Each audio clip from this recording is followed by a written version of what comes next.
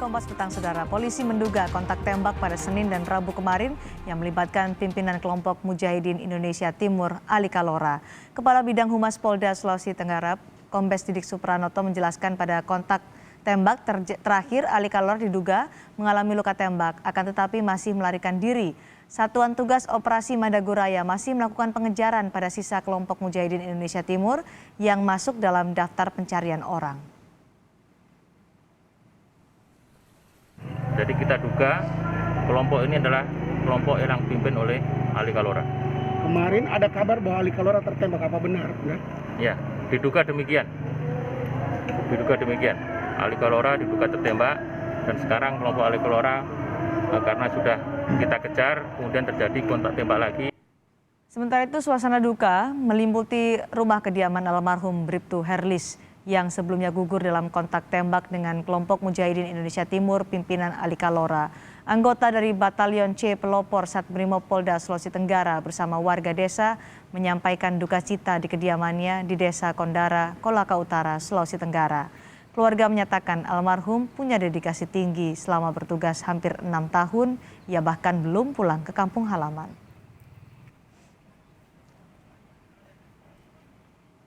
Dia selalunya memberi support yang positif-positif terhadap keluarga.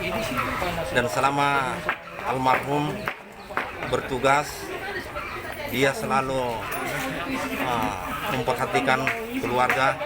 Almarhum selama bertugas di Polda Sulawesi Tengah, di Satbrimob Polda Sulawesi Tengah, selama 6 tahun almarhum belum pernah kembali. Konfirmasi terakhir minggu kemarin almarhum sempat menelpon kepada kami bahwasanya nanti setelah selesai melaksanakan tugas operasi misi kepolisian di Kabupaten Poso, baru beliau rencana pulang kampung.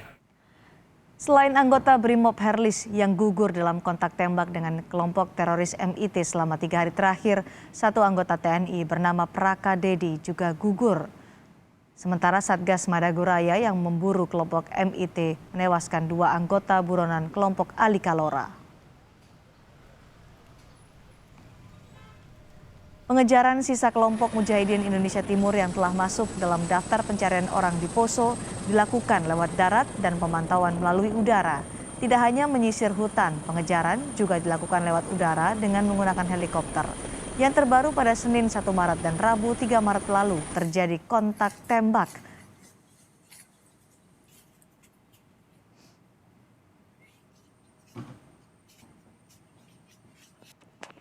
Informasi proses pengejaran kelompok teroris Mujahidin Indonesia Timur di Poso, Sulawesi Tengah akan kami tanyakan langsung kepada Kabid Humas Polda Sulawesi Tengah, Kombes Didik Supranoto. Selamat sore Pak Didik.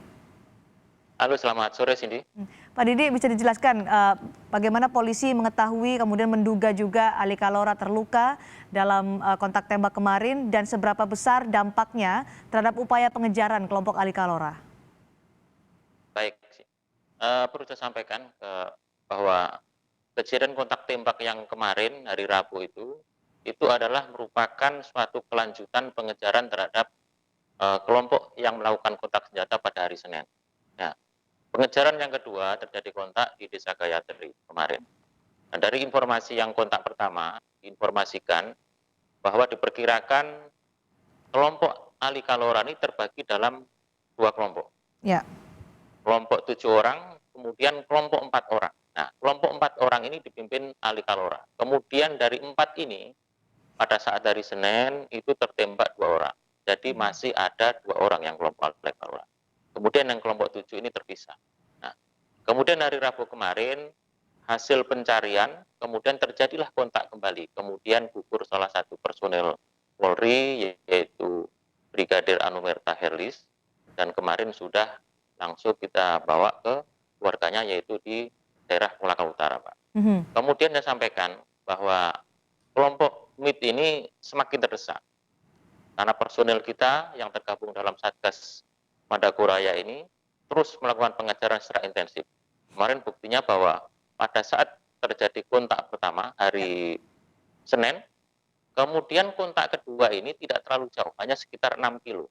Jadi mereka tidak bisa lari dengan jauh karena mereka sudah terkepung. Kemudian yang kedua, diperkirakan Ali Kalora terluka, maka mereka juga akan melindungi Ali Kalora dan mereka juga tidak bisa lari jauh. Kemudian yang berikutnya saya sampaikan bahwa suplai logistik semakin susah karena dari bawah sudah kita perketat, kemudian masyarakat juga sudah mulai tidak ada simpati atau simpatisan mereka tidak terlalu eksis karena kita sekat-sekat dengan personel yang tergabung dalam Satgas Madagoraya, Pak. Oke. Demikian sini. Posisinya semakin terjepit, logistik juga sudah tidak lancar lagi kepada kelompok Ali Kalora. Apakah ini artinya untuk pengejaran sisa kelompok Ali Kalora lebih mudah dibandingkan sebelumnya? Bisakah dikatakan Iya, demikian? Iya, bisa kita katakan bahwa pengejaran ini semakin mudah karena ruang lingkupnya semakin sempit. Seperti kemarin kita buktikan bahwa kejadian pertama dan kedua tidak jauh. Biasanya mereka setiap selesai melakukan penembakan atau kontak, mereka akan lari jauh. Demikian sini. Jadi akan lebih mudah untuk melakukan operasi mengejar kelompok Ali Kalora. Tapi kemarin pada saat kontak tembak ada satu anggota TNI dan Polri yang tadi Bapak sebutkan gugur selama operasi pekan ini. Apakah kekuatan persenjataan yang dimiliki oleh kelompok Ali Kalora ini juga besar? Seperti hasil laporan intelijen sebelum-sebelumnya, bahwa senjata yang dimiliki oleh kelompok Ali Kalora atau tergabung dalam Mujahidin Indonesia Timur ini, satu senjata panjang, kemudian dua senjata pendek. Nah, kemarin yang mengenai personel itu kita periksa proyektilnya itu adalah senjata panjang, diperkirakan adalah peluru M16, Pak. Demikian. Oke. Jadi ketika dipetakan lagi soal kekuatan kelompok yang sudah semakin lemah, tapi persenjataannya juga masih ada, strateginya akan seperti apa, Pak Didi? Baik, jadi strateginya karena ini semakin lemah, kemudian lebih kita efektif lagi. Kemudian ring 1 tetap melakukan pengejaran semaksimal mungkin, kemudian ring 2 ini melakukan penutupan untuk jalur-jalur logistik. Dan kemudian yang ring 3 ini tetap melakukan kegiatan-kegiatan preemptif, Pak. Biar untuk memberikan edukasi kepada masyarakat, biar masyarakat ini tidak mudah terprovokasi atau terrekrut untuk kegiatan-kegiatan teroris ini. Apakah nanti ada evakuasi warga yang berada di dekat lokasi tempat persembunyian kelompok Ali Kalora? Sementara ini tidak ada. Jadi masyarakat tetap tenang dan kejadian kontak kemarin juga ada di wilayah pegunungan, tidak dekat dengan pemukiman masyarakat. Ya. Saya ini melihat kalau visual yang dikirimkan oleh tim kami, melihat medannya cukup sulit. Tadi juga penyisiran juga dilakukan tidak hanya melalui dari darat tapi juga udara. Apakah lokasi atau medan untuk pengejaran kelompok Ali Kalora ini menjadi kendala bagi operasi ini, Pak? Ya, salah satu kendala kita adalah medan. Kemudian mereka juga cukup menguasai medan karena memang hidup mereka di situ. Nah, ini yang kita terus upayakan gimana caranya untuk ada suatu cara untuk mensiasati dengan kalahnya penguasaan medan dengan Mujahidin Indonesia Timur, Pak. Kelompok ini simpatisannya masih banyak, Pak Didi? Kalau kita bilang banyak tidak, tetapi mungkin masih ada. Siapa mereka simpatisan ini? Apakah warga atau bagaimana dari penelusuran intelijen? Ya, jadi mereka warga sekitar karena dari beberapa simpatisan yang pernah tertangkap itu ada beberapa warga sekitar yang memang masih belum menyadari bahwa kegiatan teroris ini salah. Jadi ada sebagian yang menganggap bahwa kegiatannya itu adalah kegiatan-kegiatan yang mungkin sesuai dengan salah satu ajaran agama, padahal itu adalah tidak benar. Nah, ini yang terus kita upayakan dengan kegiatan-kegiatan preemptif dan preventif dari kegiatan Satgas Madagoraya, Pak. Oke, jadi kalau simpatisan itu meskipun tidak besar tapi masih ada, apakah ini juga menjadi hal-hal yang menghambat untuk operasi mengejar kelompok Ali Kalora atau paling tidak ini bisa dijadikan sumber informasi di mana kelompok Ali Kalora ini bertahan atau berada?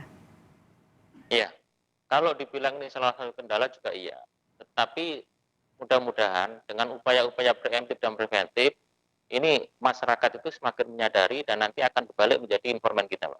Di mana Ali Kalora, kemudian bagaimana cara untuk mendapatkan logistik-logistik. Kemudian mereka juga yang masih simpati juga sudah kesulitan.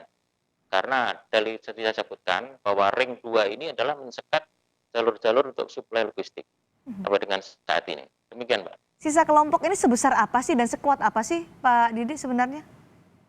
Jumlahnya mungkin? Kelompok ini, ya, sekarang kelompok Ali Kalora ini tinggal 9 orang. 9 Karena orang. kemarin 11, kemudian hari Senin kemarin dapat 2, dan sekarang masih sisa 9. 9 orang, tapi sekuat apa 9 Ya. orang ini hingga pengejarannya pun membutuhkan waktu? Ya, karena mereka mempunyai mungkin semangat yang tinggi, kemudian mempunyai pemahaman bahwa apa yang dilakukan itu sesuai dengan ajaran agama, walaupun itu sebenarnya jauh melanggar ketentuan agama, maka itu yang menjadi mereka semangat tinggi. Kemudian juga mungkin faktor keterlanjuran. Mereka sudah terlanjur menjadi seorang teroris. Mungkin dia kalau mau menyerahkan diri, mungkin dicegah oleh kawannya yang lain atau kelompoknya yang lain, Pak. Tapi kita buktikan bahwa ada juga yang pernah menyerahkan diri dan itu kita lindungi mereka. Jadi saya harapkan juga mungkin dari 9 orang ini kalau mau menyerahkan diri tentu ada upaya-upaya lain dari tindakan kepolisian. Tapi tetap penegakan hukum tetap jalan, Oke. cuman tetap kita lindungi keselamatannya. Oke, bagaimana untuk semakin mempersempit gerak dari kelompok teroris Ali Kalora ini? Silakan Pak Didi terakhir. Ya, untuk mempersempit gerakan ini, semua personel yang tergabung dalam Satgas Madagoraya yang kemarin terbagi dalam beberapa tempat ada 3 kabupaten yaitu Parigi Motong, Poso dan Sigi. Ini kita fokuskan sekarang ke arah Poso pesisir utara, Pak, untuk mengepung keberadaan mereka. Mudah-mudahan segera dapat kita tangkap semua dan 9 orang. Demikian, Mbak Cindy. Baik, operasi masyarakat terus dilakukan. Terima kasih Kabid Humas Polda Sulawesi Tengah, Kombes Didi Supranoto telah bergabung bersama kami di Kompas Petang hari ini.